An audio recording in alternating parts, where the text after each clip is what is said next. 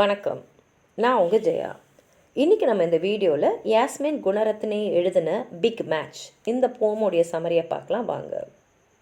இந்த போமு அவங்க ஸ்ரீலங்காவில் 1983 இருந்த கலவரத்தை பற்றி தான் எழுதுகிறாங்க. இதை பற்றி உலகத்தில் இருக்கிற எல்லா மீடியமே எழுதியிருக்காங்க. எப்படி சாதாரண குடிமக்களுடைய வாழ்க்கை அந்த கலவரத்தால் பாதிக்கப்பட்டது, அந்த ஊருக்கு எல்லா நாடுகள்லேருந்தும் சுற்றுப்பயணம் செய்யறதுக்கு நிறைய பேர் வருவாங்க. ஆனால் இந்த கலவரத்தால் எல்லாருமே அவங்க பயணத்தை கேன்சல் பண்ணிட்டாங்க.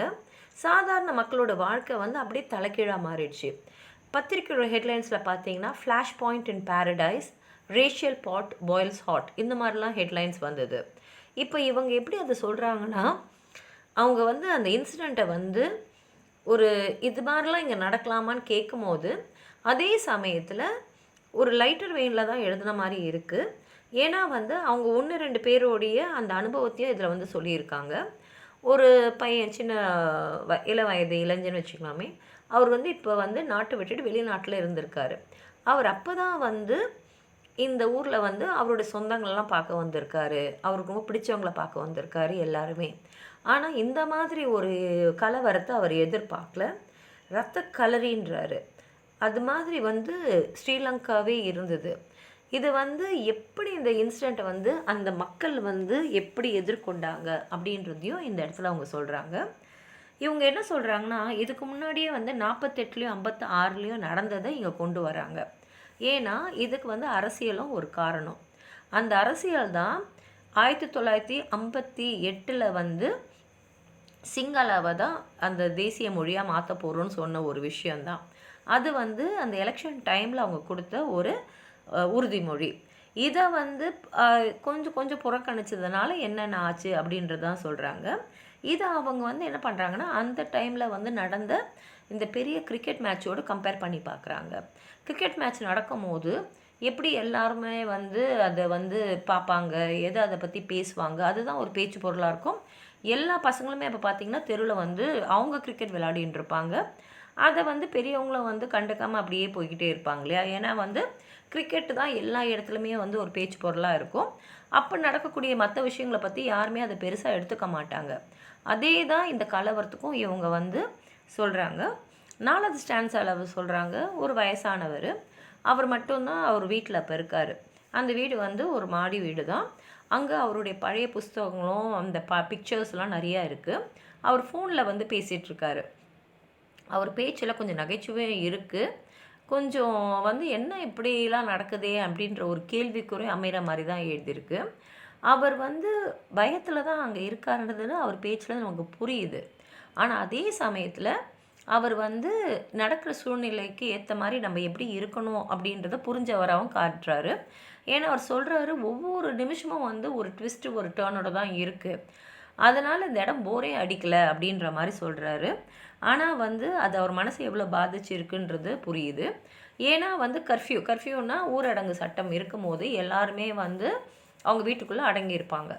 ஆனால் அந்த நேரம் முடிஞ்ச உடனே அவங்க உடனே வெளியில் ஒன்றுமே நடக்காத மாதிரி எல்லாம் நடந்துக்கிறாங்க அப்படின்றது தான் அவர் பேச்சில் நமக்கு புரியுது. இதே சமயத்தில் அவர் என்ன பண்ணியிருக்காருன்னா, இந்த இடத்துல எதுவும் நம்ம குடும்பத்தாருக்கு ஆகிடக்கூடாதுன்னு சொல்லிட்டு பக்கத்து வீட்டுக்கு அவங்கள பாதுகாப்பாக அனுப்பிச்சிட்ட மாதிரியும் அவர் சொல்கிறாரு. அவர் ஏன் அங்கே இருக்காருன்னா, என் உயிரை விட என் புஸ்தகங்களும் இந்த படங்களும் எனக்கு ரொம்ப முக்கியம். திடீர்னு இந்த வீட்டுக்குள்ளே யாராவது நுழைஞ்சாங்கன்னா என் புஸ்தகங்களை அழிக்கிறத விட உயிரோடு இருக்கிற என்ன தான் எதாவது செய்ய நினைப்பாங்க. எனக்கு என்ன ஆனாலும் பரவாயில்லை, இந்த புஸ்தகங்களும் இந்த படங்களும் நான் இருக்கிற வரைக்கும் நான் பாதுகாக்கணும் அப்படின்னு சொல்லிட்டு எப்போதும் நான் குடிக்கிறவன் தான். ஏன்னா இப்போ கொஞ்சம் அதிகமாகவே குடிக்கிறேன் அப்படின்னு சொல்கிறாரு. அதுலேருந்தே அவர் மனசுக்குள்ளே இருக்கிற பதட்டம் நமக்கு புரியுது. அது மாத்திரம் இல்லாமல் அவருக்கு யார் அந்த ஃபோன் கால் பண்ணியிருக்காங்களோ அவங்கக்கிட்ட அவர் நன்றி சொல்கிறாரு. நீ கூப்பிட்டு என்னை பற்றியும் என் குடும்பத்தை பற்றியும் விசாரிச்சதுக்கு நன்றி. ஆனால் உன்னால் எதுவுமே இந்த சூழ்நிலையில் செய்ய முடியாதுன்னு அப்படியும் சொல்கிறாரு. அது யதார்த்தம்தான். அதே சமயத்தில் 6வது ஸ்டான்ஸாவில் பார்த்திங்கன்னா அவங்க என்ன சொல்கிறாங்கன்னா, அப்பாவி ஜனங்க கொல்லப்படுறாங்க. அதாவது விலை மதிக்க முடியாத பல ப்ராப்பர்ட்டிஸ் அழிக்கப்படுது. இதெல்லாம் அந்த டெலிஃபோன் கான்வர்சேஷனில் நமக்கு தெரிய வருது. அதாவது உயிர் மட்டும் இல்லை, உடைமைகள் எல்லாமே வந்து அழிக்கிறதுல தான் எல்லாமே இருக்குது. ஆனால் அதே சமயத்தில் அவர் ஆச்சரியப்படுறாரு, எப்படி என்னுடைய ஃபோன் லைன் மட்டும் இன்னும் வந்து கட் ஆகாமல் இருக்குன்னு. ஏன்னா நிறைய பேருக்கு அந்த டெலிஃபோன் வயர்லாம் கூட கட் ஆகிட்டு இருந்தது. தெருவில் பார்த்தீங்கன்னா அப்படியே இறந்த உடல்கள் அப்படியே வந்து யாருமே கேட்பாரட்டு இருக்கு. அந்த வழியாக போகிறவங்க கூட முகத்தை வேறு பக்கம் வச்சுட்டு போகிறாங்களே தவிர அது அந்த பாதிப்பு வந்து அவங்களால வெளியில் படுத்தவே முடியல. அதெல்லாம் ரொம்ப அவமானப்பட வேண்டிய சில சூழ்நிலையாக இருந்தாலும் அதுதான் காலத்தின் கோலமாக இருந்திருக்கு. ஏன்னா வந்து அந்த சின்ன நாடு அது. அந்த நாட்டில் வந்து இத்தனை கொடூரங்களை பார்த்துட்டு இருக்காங்க. ஒரு ஆளை வந்து அடித்தே சாவடிக்கிறாங்க ஒரு மரத்துக்கிட்ட, அவர் கெஞ்சுற ஒரு வாழ்க்கைக்காக. ஆனால் வந்து யாரும் அவர் மேலே இறக்கம் காட்டுறதா இல்லை. மக்களோட மனநிலை எப்படி இருக்குது அப்படின்றது தான் இது காட்டுது. கடைசி ஸ்டான்ஸாக பார்த்திங்கன்னா மொத்தத்தோடைய ஒரு சாராம்சமாக தான் அது அமைஞ்சிருக்கு. அதாவது வந்து அமைதி நாடாக இருந்த ஸ்ரீலங்கா இப்போ எப்படி ஆயிடுச்சு அப்படின்ற மாதிரி தான் அது வந்து காட்டுது. வாங்க கவிதையை பார்க்கலாம். Big match 1983. Glimpsing the headlines in the newspaper, tourists scuttle for cover, cancel the options on rooms with views of temple and holy mountain. அதாவது வந்து இதுக்கு முன்னாடி நிறைய பேர் வந்து சுற்றுலா வரணும் போது எங்கள் ரூமை வந்து கோயிலை பார்த்த மாதிரி வைங்க, மலையை பார்த்த மாதிரி வைங்கலாம் புக் பண்ணியிருப்பாங்க. ஆனால் நியூஸ் பேப்பரில் ஹெட்லைன்ஸ்லாம் பார்த்தோன்னா அவங்க வந்து அவங்களுடைய பயணத்தை வந்து கேன்சல் பண்ணிட்டு இருந்தாங்க. ஏன்னா ஹெட்லைன்ஸில் என்ன வந்துட்டு இருந்ததுன்னா, flash point in paradise, racial pot boils over, and even the gone away boy who had hoped to find lost roots, lost lovers, lost talent, even out among the palms, makes timely return, giving thanks that Toronto is quite romantic enough for his purposes. அதாவது ரொம்ப நாளைக்கு முன்னாடியே நாடை விட்டு போன ஒரு இளைஞர் வந்து திருப்பி வந்து நம்மளை சேர்ந்தவங்க எல்லாரையும் பார்க்கணுன்னு நினைக்கிற போது நல்ல சமயத்தில் நம்ம இந்த நாட்டை விட்டு வெளியில் வந்துட்டோம் அப்படின்னு நன்றி சொல்கிற நிலைமையில் இருக்கார். Powerless this time to shelter or to share, we strive to be objective, try to trace the match that lit this sacrificial fire, the steps by which we reach this ravaged place. இப்போ வந்து யாருக்குமே வந்து இந்த மாதிரி இந்த கலவரத்தை தடுக்கிற சக்தியே இல்லாமல் போயிடுச்சு. We talk of 48 and 56 of freedom and the treacherous politics of language. See the first sparks of this hate fanned into flame in 1958, yet find no comfort in our neat solution, no calm abstraction and no absolution. இப்போ இதுக்கெல்லாம் காரணம் 48-56 வந்து விடுதலை சமயத்தில் என்னெல்லாம் வந்து அரசியல் மொழியாக ஆக்கணும் அப்படின்ற ஒரு விஷயத்தால் தான் இப்போ 1958லேயும் நம்மளால் அதுக்கு ஒரு தீர்வு காண முடியாமல் இருக்கிறது தான் முக்கியமான காரணம். The games in other hands in any case. These fires ring factory and hovel, and big match fever flaring high and fast has both sides in its grip and promises dicier scores than any at the oval. இந்த மாதிரி விஷயத்தை வந்து அவங்க அந்த 1983 நடந்த அந்த cricket மேட்சோடு compare பண்ணி எப்படி கிரிக்கெட் மேட்ச் நடக்கும் போது எல்லாருக்கும் நடுவுலையும் அதுதான் பேச்சு பொருளாக இருக்குமோ அதோட தாக்கம் இருக்குமோ அதே மாதிரி தான் இந்த கலவரமும் இருந்தது அப்படின்னு சொல்லிட்டு, In a tall house, dim with old books and pictures, calm hands quit the clamoring telephone. இப்போ ஒரு வீட்டில், நல்ல உயரமான வீட்டில் பழைய புஸ்தகங்கள்லாம் இருக்குது, படங்கள்லாம் இருக்குது. அங்கே ஒரு ஃபோன் அடிக்குது. அந்த ஃபோனை ஒரு காம் ஹேண்ட்ஸ் வந்து எடுக்குது. It's a strange life we are leading here just now, not a dull moment. அவர் இங்கே வந்து வாழ்க்கையே வந்து ரொம்ப விசித்திரமாக தான் போய்கிட்டே இருக்குது.